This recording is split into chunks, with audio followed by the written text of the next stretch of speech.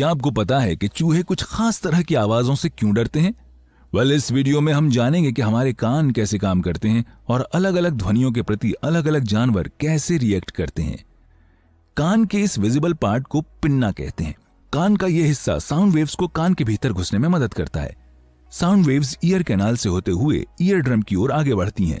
Ear canal के आखिर में मौजूद ईयर ड्रम बेहद सेंसिटिव मेम्ब्रेन होते हैं। इस मेम्ब्रेन को कई बार टिम्पैनिक मेम्ब्रेन भी कहा जाता है। ईयर ड्रम पर गिरने वाली साउंड वेव्स इसे वाइब्रेट करने के लिए फोर्स करती है। क्योंकि ईयर ड्रम के पीछे एक फ्लूइड भरा होता है, इसलिए ईयर ड्रम के वाइब्रेट होने के साथ ही फ्लूइड भी वाइब्रेट होता है। फ्लूइड के वाइब्रेट होने से कान की छोटी छोटी बोन्स भी वाइब्रेट करती हैं।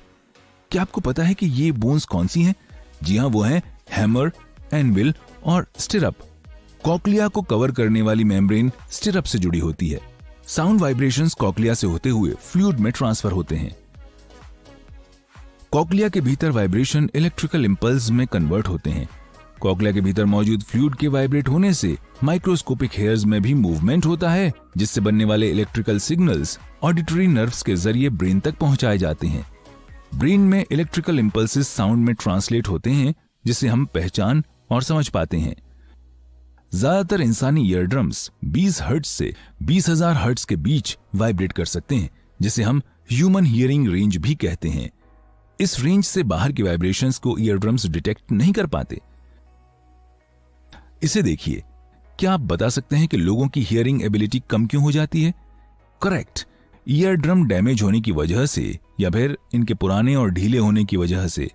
एजिंग के साथ में लोगों को जनरली हायर फ्रीक्वेंसी सुनाई पड़नी बंद हो जाती हैं। वहीं एक नॉर्मल एडल्ट मैक्सिमम 14,000 हर्ट्ज की फ्रीक्वेंसी ही सुन पाता है। एजिंग के साथ फीमेल्स की अपेक्षा मेल्स की हियरिंग एबिलिटी जल्दी खराब होती है, यानी एक ही एज की फीमेल्स हायर फ्रीक्वेंसीज ज्यादा अच्छे से सुन सकती हैं। ह्यूमन रेंज से कम रेंज की फ्रीक्वेंसीज को इंफ्रासाउंड, जबकि 20,000 हर्ट्ज से हायर फ्रीक्वेंसीज को अल्ट्रासाउंड कहते हैं। इंसानों की तुलना में जानवरों की हियरिंग फ्रीक्वेंसी अलग होती है। अब कुत्तों को ले लीजिए, ये 67 हर्ट्ज से लगा के 45,000 हर्ट्ज तक की फ्रीक्वेंसी सुन सकते हैं, यानी हम इंसान कुत्तों की अपेक्षा लोअर फ्रीक्वेंसीज डिटेक्ट कर सकते हैं। वहीं डॉग्स हमारी तुलना में हायर फ्रीक्वेंसीज डिटेक्ट कर सकते हैं। ये कुछ दूसरे जानवरों की हियरिंग रेंजेस हैं। बड़े कानों वाले हाथी हमसे कम फ्रीक्वेंसीज डिटेक्ट कर सकते हैं। हमारे और दूसरे जानवरों के बीच के हियरिंग रेंज के बीच के अंतर का इस्तेमाल पेस्टोटोरेंट की तरह किया जा सकता है। इसकी मदद से चूहे, स्पाइडर्स और दूसरे कीड़े मकोड़ों को डिटेक्ट किया जा सकता है। तो इस वीडियो में हमने देखा कि हमारी हियरिंग कैसे काम करती है।